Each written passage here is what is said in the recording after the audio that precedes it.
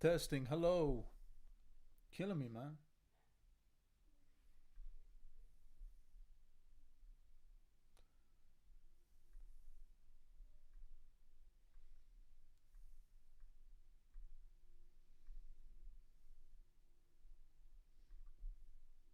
Testing. Hello.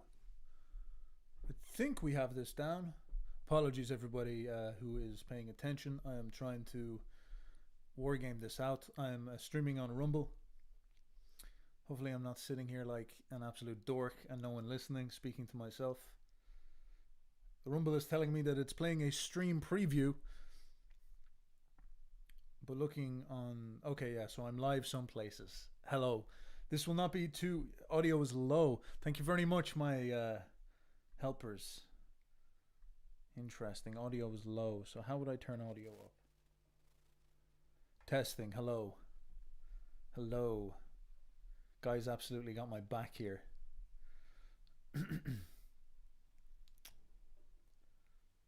Testing. Hello. So we have people on Rumble. I'm on Rumble, Twitch, YouTube, and Twitter all at once, my friends. So let's see what we can do here. We can broad stroke. This is not going to be anything too exciting. I'm afraid I will probably just do a couple of tests. Still low. My man. Thank you very much for alerting me. How is it so low? Test. Hello. Audio properties. I got that correct. Advanced. Test, test, test. Hello. How about now? Now we're getting into the danger zone. Good stuff. Hello. Looks a bit better now. Looks a bit better now. Testing. Hello.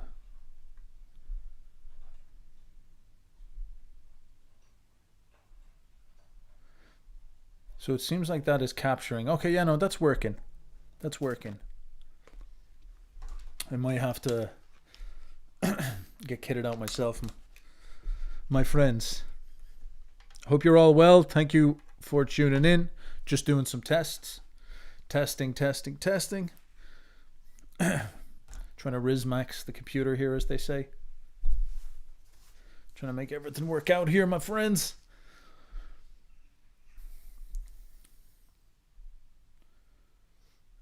Testing. Hello. Are we still live? Anybody in the chat? Hello, Kai. Yes, there's people in the chat, it seems. People saying, I'd even watch hours of your test live streams just to listen to that one angelic voice. We have one person on Twitch. We have a few boyos on YouTube. Plenty of people on Twitter. Plenty of people on Twitter. Plenty of people on YouTube. We've got one guy on Twitch. Got poor soul. Who might that be on Twitch? Hello, Twitch man. How are you? Let me check out Twitch, and then maybe I'll do some content. I'll commentate on something. Tell me something you'd like to talk about, my friends. Just as I'm doing the tests, and I'll we can banter about something. Tell me what's up. Uberboyo is streaming on Twitch. Interesting. Oh, there we are. Hello, one viewer. Oh, I'm watching you now. I'm watching with you, my dear Twitch viewer. I'd imagine I'll probably get banned off there pretty snappy. Beautiful. Beautiful. Oh, the YouTube's building up a bit. What's been going on, guys? What do we need to banter about? What do we need to talk about? Any thoughts, any questions? What are we worried about?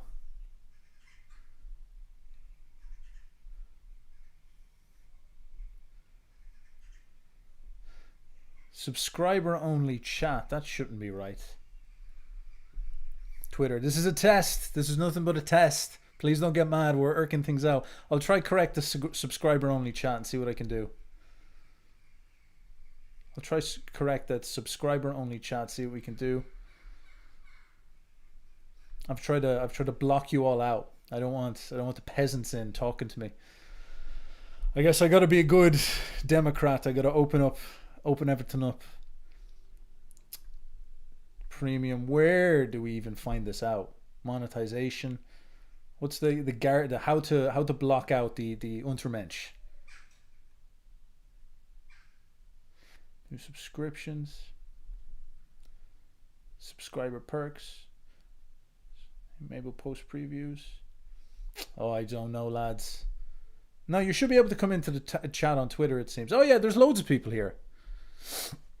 Oh, my take on Charlie, difficult. You know, there's like 7 questions. I feel like I'm getting obliterated with artillery. Boys on YouTube, like, this is not gonna last long, is it? Like, boys on YouTube being like, Jews. This is gonna be, we're gonna be banned off Twitch and YouTube pretty quick.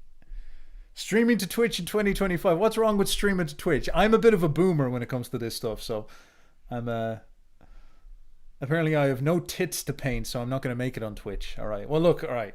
Question. Origin, since he was helping me with audio, I'll answer his question first. My take on Charlie Kirk issue: people claiming it's a much wider conspiracy.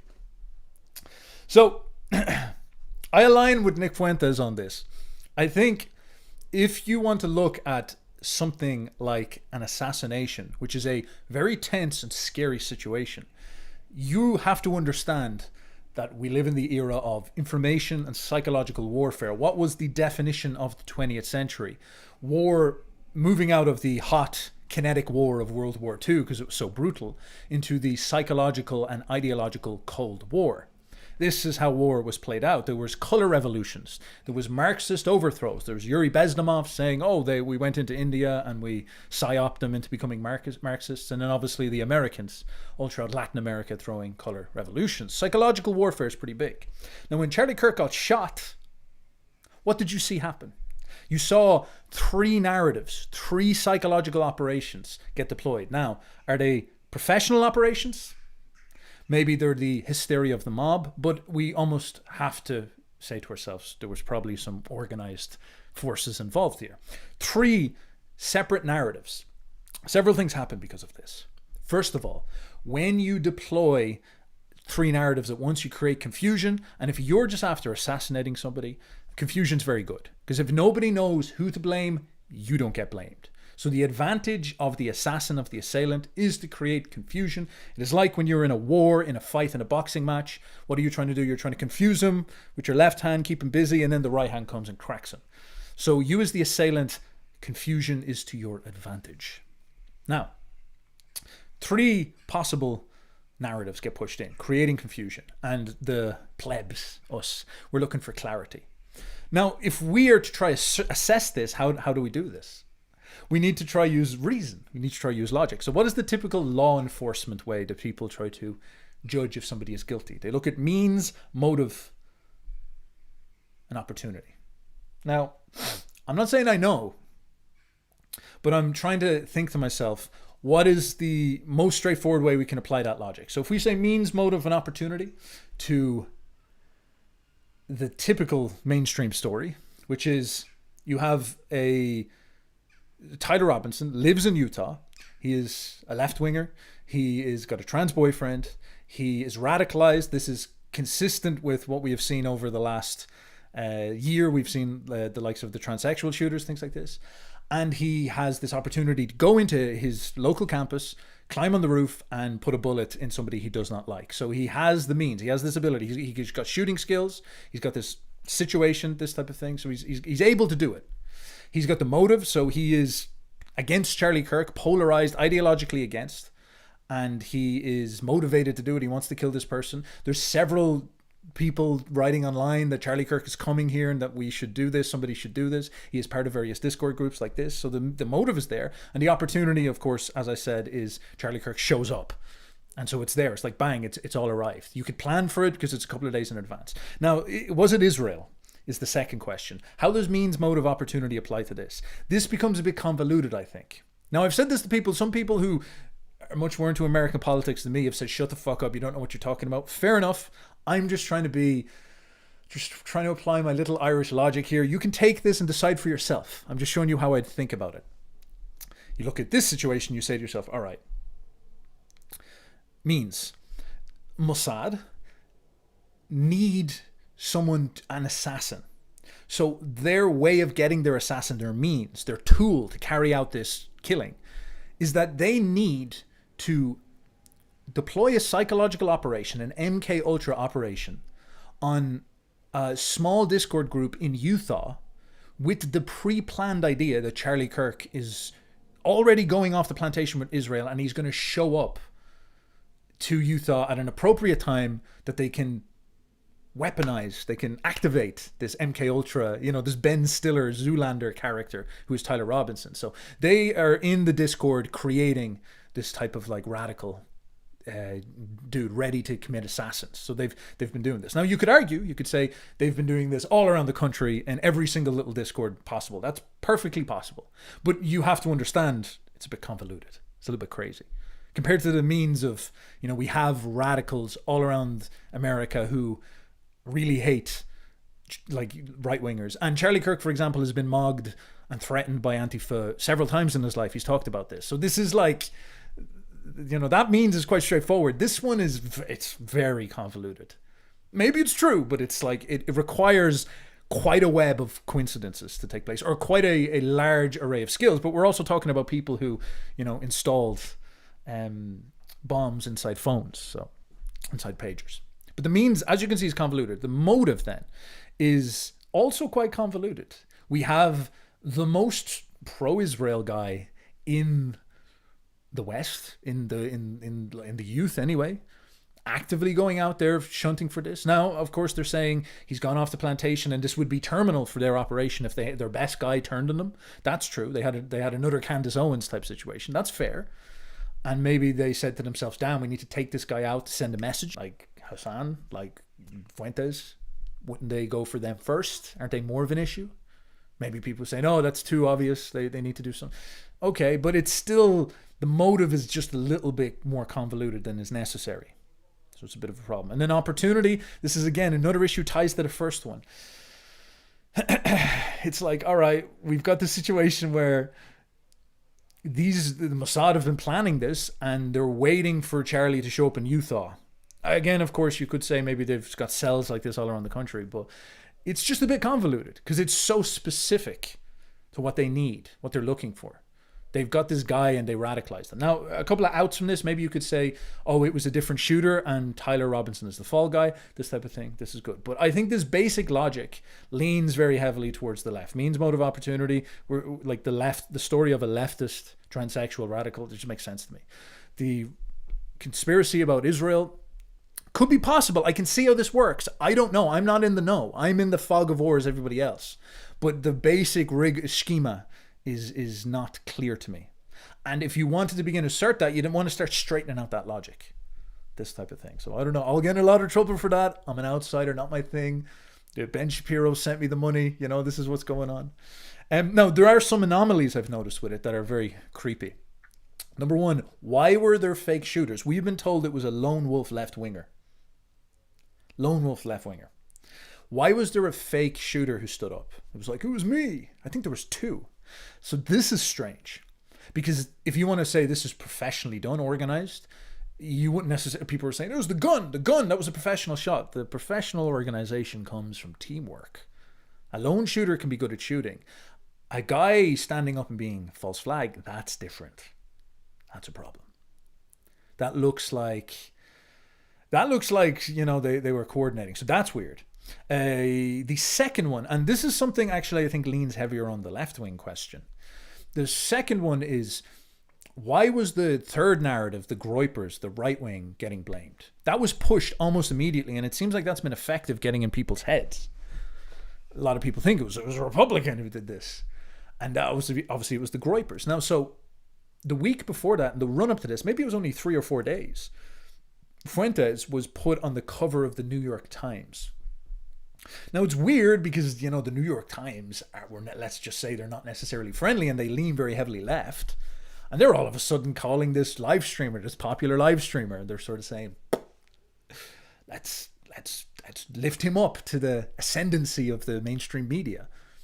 And maybe they've had a turn of, maybe they're like, all right, this guy doesn't like Trump, so we'll promote him. It's advantageous to us. I can see that making sense. But you could also say to yourself, maybe they knew what was coming, and they were like, we're going to need a fall guy. We're going to need to create confusion. Let's raise the profile of this young kid, the avatar of the Groypers, in the eyes of all these boomers who read the New York Times.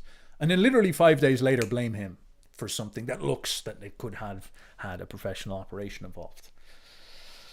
So I don't know.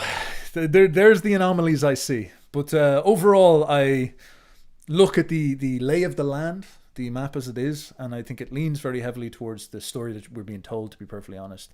And it's not like the quote-unquote left are not an enormous problem. They are a freakishly bad problem. Most of the worst things that have happened in my life have come from them. The lockdowns, the sort of indoctrination from the left that we see so commonly. This is... and they are radicalizing. They have done a string of these types of assassinations. I understand people might say Israel have done plenty of them as well, but it's not like the left haven't. And there might be multi forces that are against you, if you so will. So I don't know. I haven't put a huge amount of thought into it, but from talking to some people and looking at this and trying to say, how do I even think this through? How do I apply my philosophy brain? I've spent all this time talking about philosophy. Surely it can be of some use here. This is how I would wade through the chaos. And I think the hysteria that was created, it's very dangerous, the hysteria that is created with conspiracies, because as I said, the fog of war is the most useful asset to an assailant, to a criminal. So if they are after executing a young man, same age as me, and they're after killing him, and then they put the fog of war, and then nobody can figure out who did it, that's really bad. Because then they get away with it. And people asserting these conspiracies without really good backing, it's dodgy. And again, the Groyper one was pushed for the sake of confusion, fog of war. On the surface level, maybe the left just said, all right, let's just do this because it will create confusion. Maybe they planned to do this beforehand. So the first instance, they reacted to the situation. The second instance is they planned to do this beforehand and deployed it. That's bad, because that means they create fog of war. The Israel question creates a huge problem then as well, because you have these two warring narratives, and then the left question as well, the radical leftists, and it creates all this amorphous confusion, this inability to know what was going on. So I don't know. This is something you must look at. I think it is.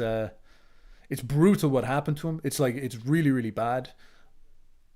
I think finding the guilty party is actually very serious, because if it is Israel, that's unbelievably serious. I just haven't seen robust evidence. I don't see people. I see allusions to sources. I see this a lot. Source inside Kirk says this. Friend of Kirk says he was saying this.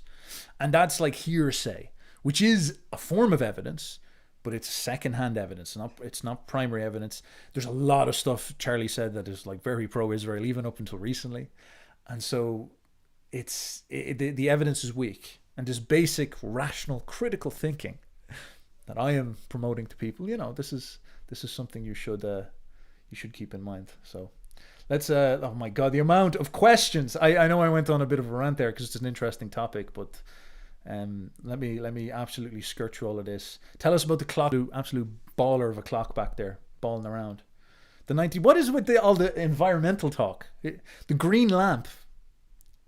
This green lamp from the 90s. This is an Irish lamp. That's why it's green. Yeah, Gnostic informant. How you doing, Neil? By the way, talking about Charlie, Nietzsche and grandfather clock. Yeah, should give it a mustache. See how that goes. YouTube. I've got a load of comments on YouTube, lads. How you doing? Still stuck at one person on Twitch. Twitch viewer, my friend. Hello, how are you? Nietzsche in the context of Atlanta. Oh my God, there's so many good questions here. Okay, right. Where should we go? I'm getting flustered. There's so many questions coming in. You can see I'm not a professional with all of this. You see I'm not a professional. Let's see.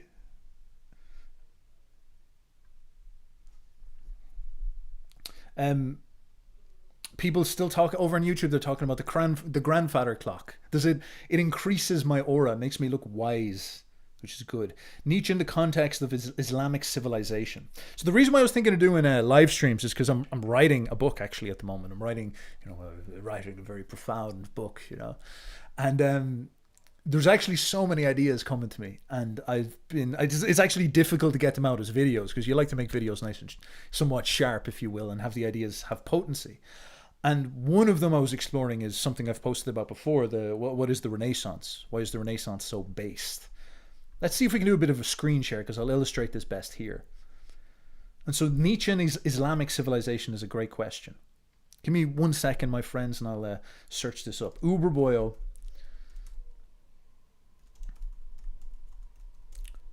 Islam. Uberboyo, and then we'll attempt a screen share. Is this going to be stupid and people are going to see?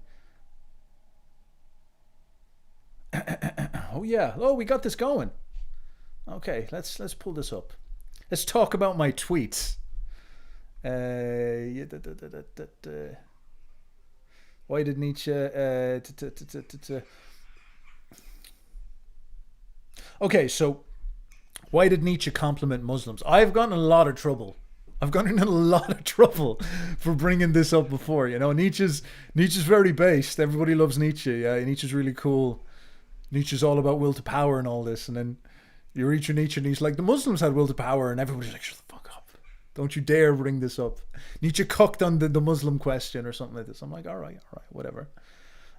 Nietzsche had some very choice things to say. The Moorish culture is closer to us than even the Romans and the Greeks. You're like, all right, Nietzsche. All right, Fred. There's something about the Germans where the Germans love Islam. Like a lot of people in the Nazi regime, Hitler, for example, says, God, if only Muhammad had been successful and we had received the warrior religion of Islam instead of Christianity, we would have taken over the world. Nietzsche, of course, saying the things he's saying, that the Moorish culture is a more manly religion. Various things like this. And this is actually true. Islam is, in some sense, a very rarefied religion structured around rewarding male instincts. You think about it in just the simplest terms.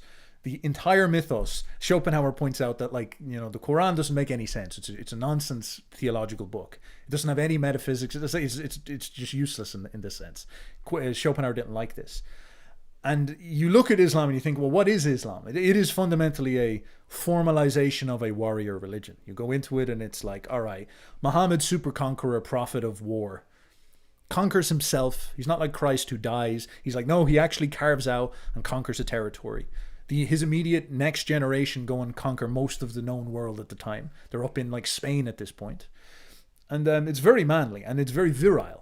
You read about the Muslim conquests, people get mad at me for this, but the Muslim conquests were based. The Muslims would go up like Achilles in the Iliad, in the Troy the movie, and they would have one-on-one fights. They'd often face up against the Byzantines, and they would say all right, let's have a one-to-one fight. And they'd send their best fighter against the other guys. And of course, they're all fighting in deserts, so the Arabs are brilliant at this, and they often win. They have a very high win rate. And it's a phenomenon you notice about early Islam conquests. It's like if they say one-on-one fight, you'd be like, no bueno, my man. We'll just go back up here into this hill, and we'll just deal with this. So this happens several times. Happens in Persia, happens when around Egypt, when they conquer Egypt. And then the way it rewards male instincts, it is male-orientated. You are a soldier of Allah. You can have a harem. You can have 4 wives. It's totalitarian in its expression. It's it's pretty. What if you were to say to some chud dude, what type of orchestration of the world would you like? It's what was the most based way you could orientate the world? It's everything that my male instincts say are good, I want, and everything that is elsewhere about egalitarianism, equality, respecting other people's souls, screw that stuff. So Islam has that quality, and I think Nietzsche likes this. He sees in it a master morality. And in Christianity, our Christianity, if you will, it's saying one man, one wife, egalitarian concepts. Jesus is not a conqueror. Jesus is not he's not an Arab supremacist. He's a Jew. He's a slave underneath the Romans. The Muslims have an image of themselves in their apex of power in an Arab. It's a Semitic religion. It suits them. Christ is, it fails ultimately in a way. Obviously, he conquers in the aftermath, but it is not manly in this sense. It involves you contemplating others, treating slaves nicely, stuff like this, imagining other people have a soul. Islam is just pure domination. And so it's not like Christianity is not a manly religion. The Muslims often call Christianity a feminine religion, but Christianity's advantage is precisely because it's not a manly religion. Christianity is a psychological religion. Christianity induces a conscience. You slam a prey animal inside people's minds, and it forces them to think about, why am I a predator? And this creates psychological depth, something Nietzsche often talked about. The Christianity, the slave morality of Judea, it did create depth inside of us. And for better or for worse, it is what we are now. We are monsters with a conscience. And this is what Christianity has done for us. So it's something interesting to weigh up, because you'll notice among Islam, Muslims, it's not like they're a little bit shallow. Let's put it this way. They don't have that psychological depth. They don't have a culture really that is profound in that sense. You don't really see much of a psychology coming out of Islam. And then this actually leads into a critique of master morality that I would like to front against Nietzsche more formally at some point, which is, you say to yourself, what were the limits on master morality? You look in Rome, they were the aristocratic morality par excellence, the most aristocratic race in all of human history, as Nietzsche said, and very much like a Muslim domination religion, a manly religion, the pagan religion. They ended up getting conquered by their own slaves because they took in so many slaves. The monster beast system they built up of slavery ended up swallowing them and pulling them down into the underworld. And it converted them over to Christianity and made them worship a Jew. And you say, whatever, that was just the Jews subverting Rome. Rome was so based. But if you look at the genetics, I just saw this yesterday, the Romans in the Republic at the start had 22% blue eyes. By the imperial age, that drops to 4%. So they great replaced themselves. This is something Caesar often talks about, or, it was going on in the time of Caesar, that there's a replacement taking place. It's horrible. And then after the collapse of Rome, this rises back up to 21% blue eyes afterwards. So there's this serious racial shift taking place. You look at the conquest of the New World, the colonial period. You look at Haiti. What is the based slave state of Haiti? Everybody's like, those Africans in Haiti, they should accept colonial rule again. Since then, they've had a failed state, but that's actually not correct, because on the other side of Haiti is the Dominican Republic, which was controlled by Spain, and the Spanish from the outset in the 1500s had an ethic of anti-slavery. They have like Bartholomew de las Casas, and he is advocating, because he's a Christ cook, he's advocating for rights for the indigenous and for the Africans, and saying these people have souls, we shouldn't exploit them. And so there is slavery that goes on in the New World, but the Spanish have restrictions around it. You can't just enslave someone and put them to work. You need to sell them, and you need to give them basic rights, and there needs to be some sort of infrastructure here. So it's not total, but it inhibits the master morality, which is to gather up a load of slaves and conquer them and dominate them. And in the long run, what happens? Well, you see in the island of San Domenico, on the one side you have the Dominican Republic, which is Spanish. The other side you have Haiti. Dominican Republic is like 13% African ancestry, because they just weren't bringing in loads of slaves. And the ones that did come in probably had to get bought and things like this. So it was like problems there. Haiti is, I think, 94% African, or 84% African. It's an African population. It's a slave population. And the French brought these in, and they literally tried to live as this exploitative elite, having all these Africans on the sugar plantation. And of course, the beast consumed itself, and Haiti fell apart.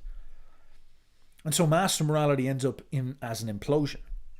And then, how does this relate to Islam? Well, of course, Islam, you might say, well, Islam castrated all their slaves, so that's why they're based. But here's the catch.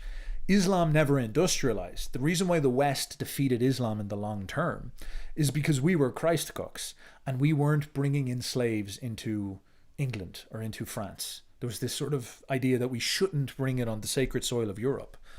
And the English went so far as to ban slavery in their trade empire. And as a consequence, because of this Christian ethic of we can't get slaves to do labor, the British industrialized, the British had to get machines to do labor. They used technology.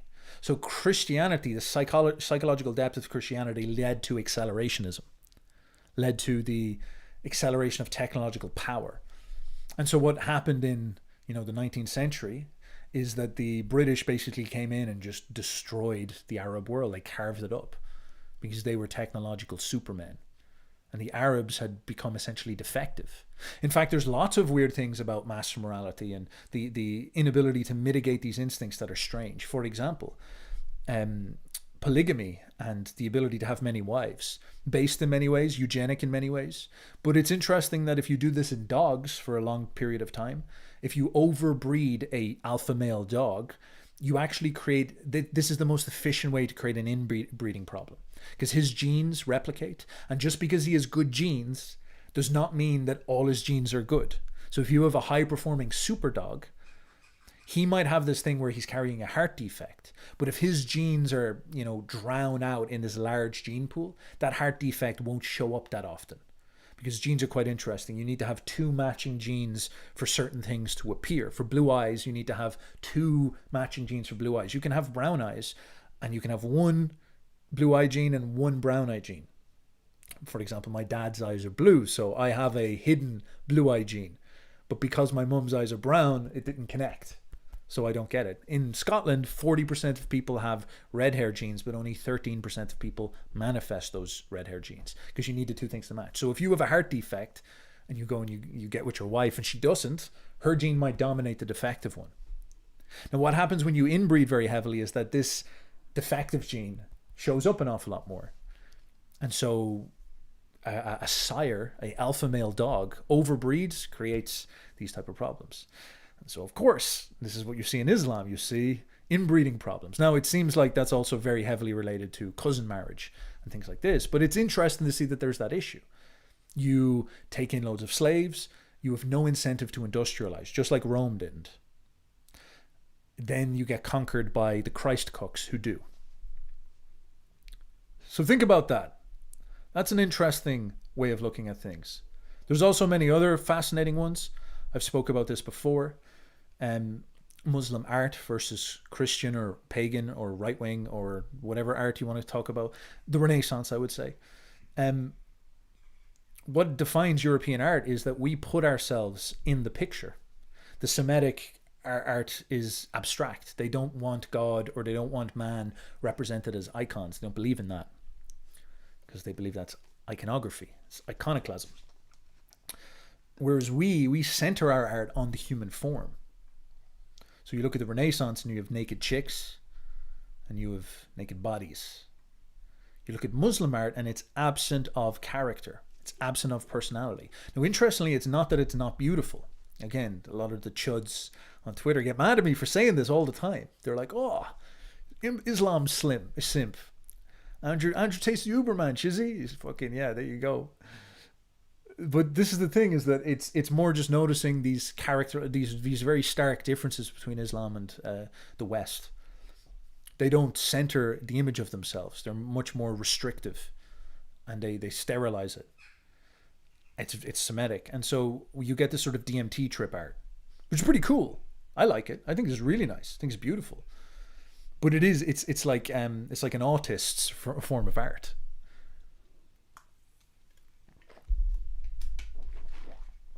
So I don't know. What do you make of that? Is that based? Is that red pilled? What do you want me to tell you? That the Muslims are Untermensch? The Muslims are the worst? Let's check out the chats. Okay.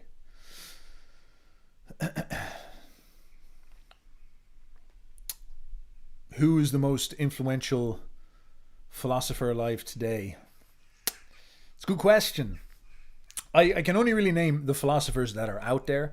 I think you've got Nick Land, who's doing very well because he's influenced like accelerationism, so he's passed around an awful lot in Silicon Valley, it seems. Curtis Yarvin, obviously the same. BAP, obviously the same. People like Rene Girard, people don't think about this, but like Peter Thiel is big into him, and he's clearly influential. So it's clearly, he's clearly penetrating into people's minds. Giorgiani is very good. There's a lot of people who love him, and Yeah, like I'm trying to think because there's obviously guys like Slavoj Žižek, who's popular in the left. It's just that does he have an influence? I like what does that turn into? I don't know. I don't even know what his program is. Jordan Peterson, as much as people might want to hate him, he's obviously very influential. There is also a weird synthesis happening where like everything is, the concept of a philosopher is not, it's not a formal role you can really take anymore, because philosophy was just like very redundant for the last 100 years or so, and people were more pragmatic. So people were like, all right, like let's use technology to test. Let's use science to test what these things do. So like you could look at Elon Musk as a guy just like testing the limits of AI and things like this. Sam Altman as a guy is testing the limits of AI. You say to yourself, oh well, like we need philosophers to talk about free will and things like this. It's like, look, we'll probably learn most of what we need to learn off AI by testing. Can we create free will with it? And it's kind of brutal because maybe we shouldn't, but that's probably how it's going to play out. It's like saying, what is the nature of the world? Physics is going to use experiments to discover this, and no longer do you need philosophy. So philosophers are on a downtrend. It's a bear market for philosophers at the moment, and this is a pretty bad issue here.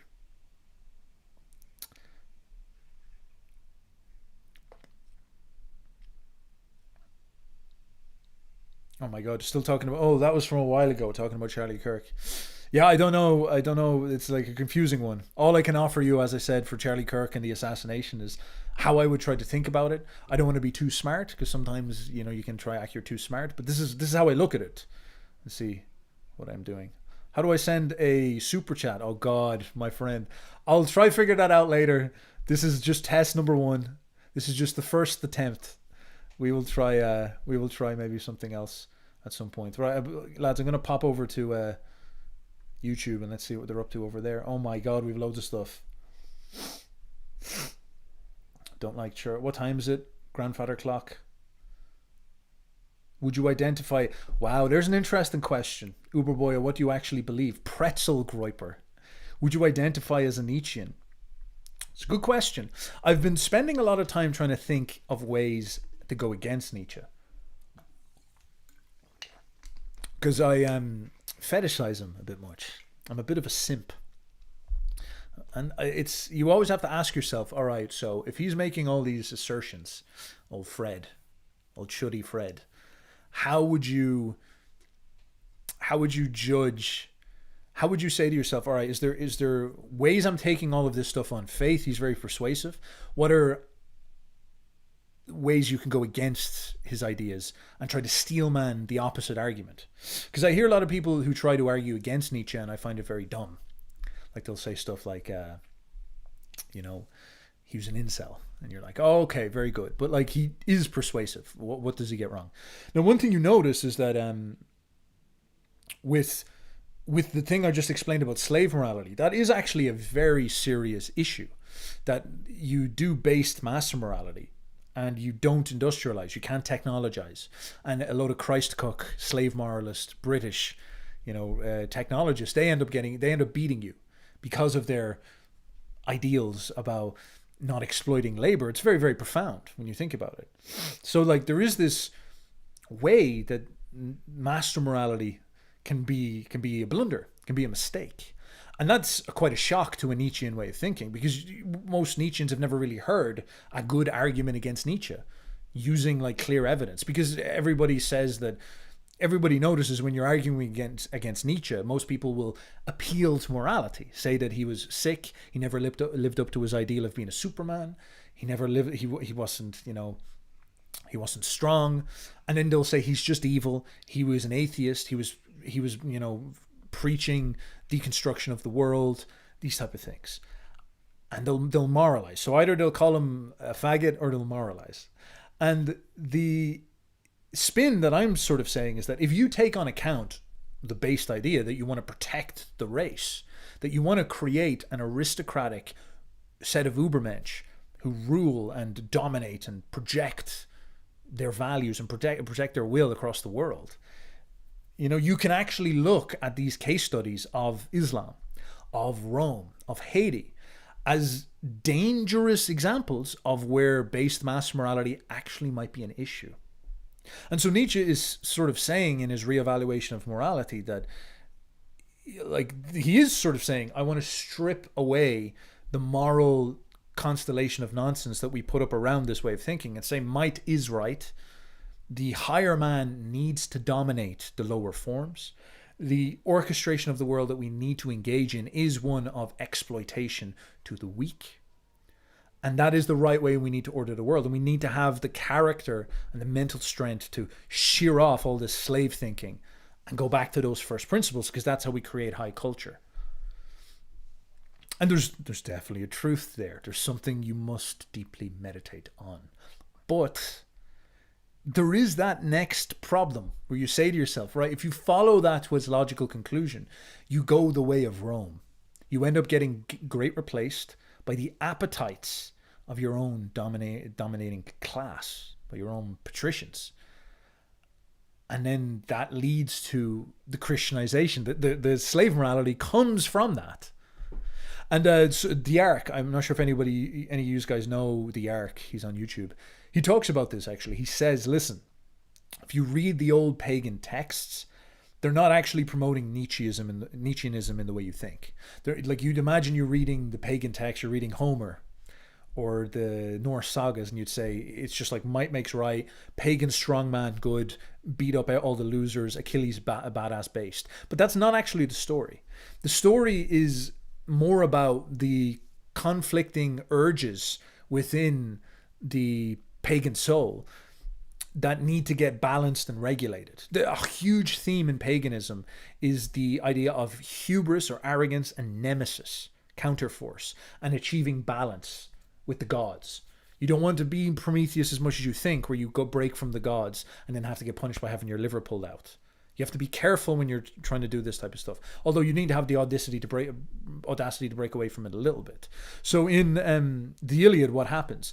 You have a story that ends with the Iliad, with Achilles giving the body of Hector back to his father. You don't, like, the Iliad doesn't end with the Trojan horse or the fall of Troy. That doesn't seem to be relevant. So the framing of the story is quite interesting. It ends with Achilles giving the body back for a funeral, which is like a weird ending. But this actually meant a lot to the Homeric Greeks, because what we have here is Achilles, like the arrogant super warrior, breaking free and becoming a Nietzschean Superman, and, killing loads of people and killing Hector and expressing his wrath. But then eventually having to, be buck-broken and cuck and give in to the restrictions of order and custom. And so Achilles is, in some sense, a sort of a spirited monster. But the story of the Iliad is that the monster needs to be restricted in some level. You need to actually have balance. Because if you go too far, you transform into a hubristic monster that's going to invite nemesis and going to cause problems and invite retribution from the gods. So where do we get this from? Well, actually what is happening is that Achilles, it's almost like a karma idea. Achilles shows up for this war. He runs around killing loads of people. He's all based and badass. And then Agamemnon, this hubristic king, steals Achilles' girl. And his appetites, his, master morality. He says, I'm the king, I can take your girl, whatever. And this causes a problem because he's not creating a balanced order, Agamemnon. And Achilles spirals. Achilles goes on this rampage, chuds out, and then Achilles eventually murders Hector and kills him. And then what needs to happen is Achilles needs to calm down and restore order and understand that he ends the chain of shutting out, that he can't let it fully live through him. And this is a fascinating spin on this story then, because it's more of a like regulated idea that like this ultimate Ubermensch master morality is not all that we think, and that maybe there needs to be these counter forces maybe within our moral souls in order to make sure these things don't go too far. So Achilles does chud out because the karma of an exploitative king passes on into him, and he wants to get it. He wants to express this rage, the rage of Achilles, and then it needs to cock to the custom to get pulled back into the order. So this is interesting because that's a bit against Nietzscheanism. It's against the common way we understand it, but maybe even against Nietzsche himself. And then, as I said, there's these case studies, Haiti, case studies of colonial Spain, as I said, Rome itself. even look at our modern age. You can make lots of arguments why mass immigration is happening, but one of them certainly is the sort of delusional master morality of capitalism and cheap labor that people are all pursuing, which leads to the permanent destruction of the Western world. And you could even you could say the Jews are bringing in all the migrants and all this, and even them, with their position of domination with capital, bring in all these migrants, and all of a sudden the migrants all turn anti-Israel, and they're like, what have we done? No. So there is this interesting dynamic here, where you have to be careful when you're playing around with the monstrous consuming forces out there of life, which is what the slaves are in many senses. If you want to bring all those guys in to work on your La Fundia farms, be careful, because generations down the road, they will literally turn around and eat you in a slave revolt. This type of thing. So that could be a good argument against naughty, nasty, freaky Nietzsche. That could be a way you could needle against it. So do I say I'm a Nietzschean? I identify as a part of the Nietzschean collective. I'm not sure the Nietzschean collective would like me saying stuff like this. They'd be like, that's gay. That's not based at all. Wow, he's cooked out, this type of thing. I like to think of myself as a Nietzschean who applies Nietzsche's thinking. He is one of the most sophisticated psychological thinkers of our time, in order to improve the quality of my own thinking, so I can see our situation with clarity. And many of the things Nietzsche prescribes for us to do, such as to have a reevaluation of all of our values, I think is critical. It's crucial. Very important to do. But it is not something that I think we can fully take everything he says on as a given.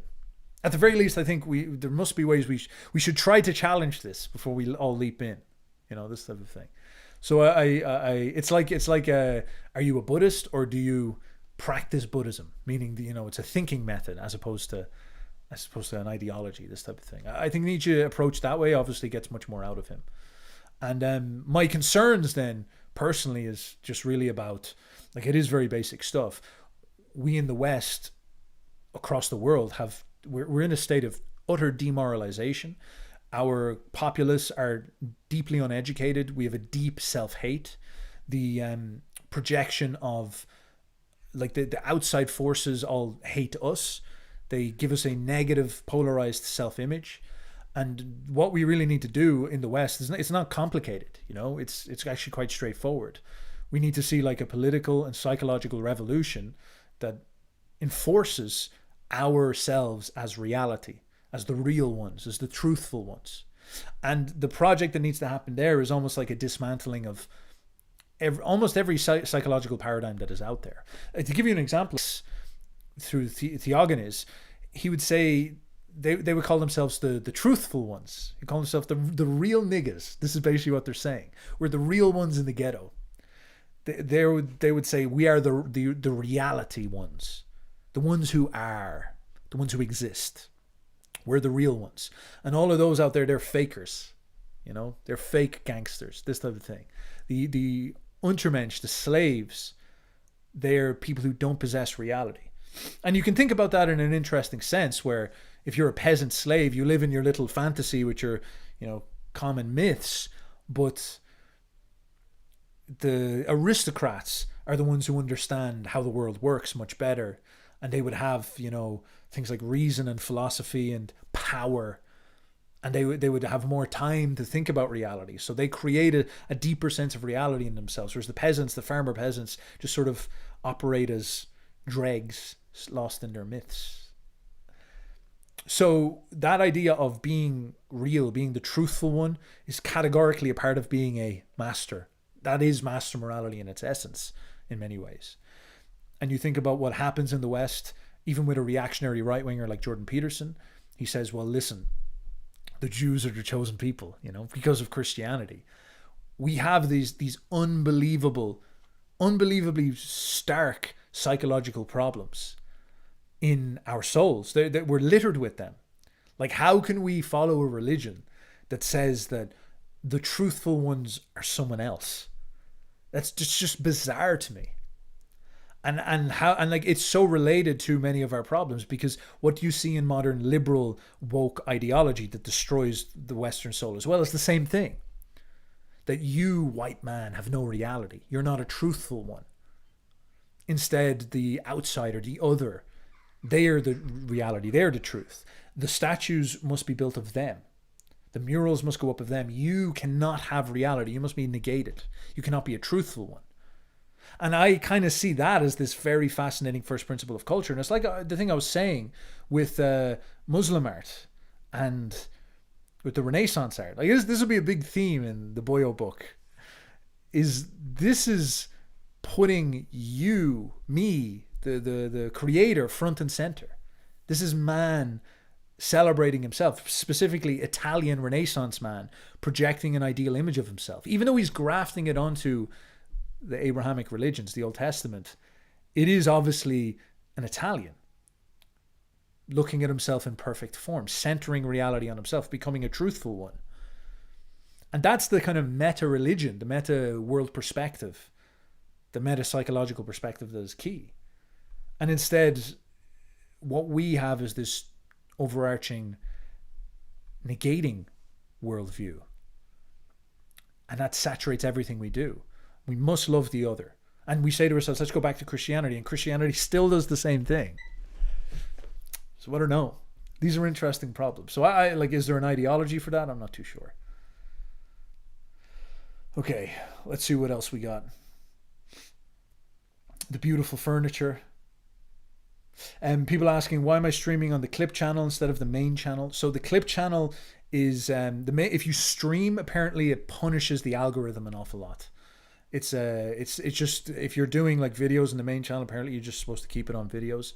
YouTube doesn't, it likes streaming exclusive channels. So I don't know. I'm only testing this one. I'll probably do a proper stream. Maybe I'll make a streaming channel. Maybe I'll just use the clips channel, just repurpose it into Boyle streams or something like this. But I'm also streaming. I'm streaming on like Rumble. 2 people on Twitch. Wow, we're flying. Beautiful furniture. All right, let's go over and let's see what the Twitter fellows are talking about. Chud clock. Yeah, super chats. I'd imagine super chats on Rumble maybe. I don't know about crypto. Like I'll have to look at it. I'll look at that afterwards.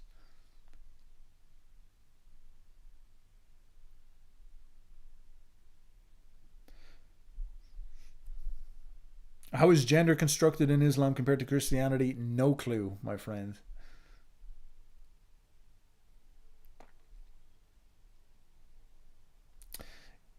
To tell the truth, you're just into Nietzsche to sleep with goth girls. Nietzschean chicks. Oh dear.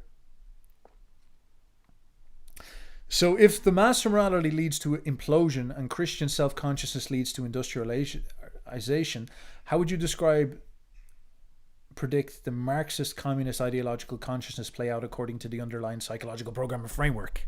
So this is a really good question. This is more a general question about leftism, because I think the best place to look at this is the French Revolution. In the French Revolution, you had the Ancien Regime, which is the aristocratic master morality. And the Ancien Regime was highly successful and it grew a large underpopulation. And so their resentment was able to get stirred up to throw a revolution. And it is similar in this sense where this is not like Marxism is basically the same thing. When you look at Marxism, you look into it, you read like Dostoevsky and stuff like this, you see that this is what happens. There's this coalition that forms between counter-elite aristocrats, Jews in the Pale of Settlements, minorities like Stalin the Georgian, and the proletariat dregs. And all of these are disenfranchised. Their consciousness feels devalued by the Tsarist regime. And so they enforce a revolution. You see the same sort of thing in the French Revolution. They've got all this outside population that tries to pull down the old regime and enforce a revolution. And it's almost like the ancient regimes, if we were to put blame on them, and you know, you can obviously blame the mob for being a resentful mob that needs to be put down or culled or something like this. But you could also say that the ancient regimes really struggled to psychologically adapt to what, like the psychology of the large populations that they have. And if they psychologize sufficiently, maybe they would have been able to avoid this. And this is actually what happens in Britain and in the West an awful lot more. They do a much better job at mitigating and managing the psychology of the many, and avoiding having really radical destabilizing evolutions. Why does Britain and America rule the world? In many ways you could argue because they never had a significant French Revolution. They never had what happened in Germany, and they never had anything too crazy like what they see in Russia. So in some sense their psychological savvy, their ability to confront these uncomfortable truths about the psychology of man, maybe allowed them to sustain an order for longer. Like Nietzsche would complain about the British morality and British psychology, Jordan Peterson overvaluing the soul of man, but in some sense maybe that actually is the source of their strength and allowed them to perpetuate order an awful lot more. So there's probably something in there. I don't have it fully worked out, but I'd love to explore that and think about that an awful lot more.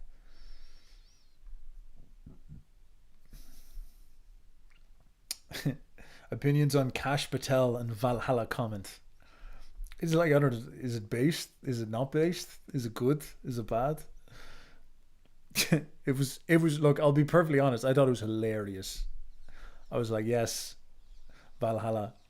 H1B Valhalla, is that what it is? It was very funny. It's very strange thinking that all those people in, the regime and all this, they're obviously just like normal people, and they have brain farts and mistakes, and their self-conceptions are not, maybe not sufficient. So I found it very funny. I'd imagine Cash was just sort of saying it like a lot of American warriors would say. It's like Valhalla is not like Norse paganism, Sonnenrads. Like Valhalla more means like the warrior culture type thing. So I found it quite funny. All right, I'll probably end this soon. Oh my god, there's so many comments on YouTube. All right. And we'll see how this turned out.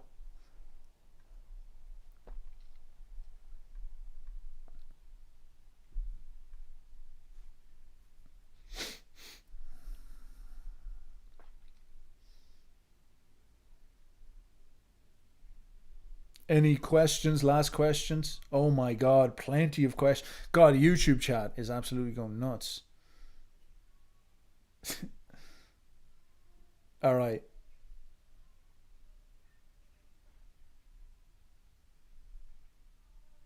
I actually I've been talking to Jimmy Boyo, and I have to reply back to him. There's been a few things going on, so I'm a bit behind on messages. But I was talking to Jimmy Boyo, and I think maybe we could have a chat at some point. We'll see what we can do.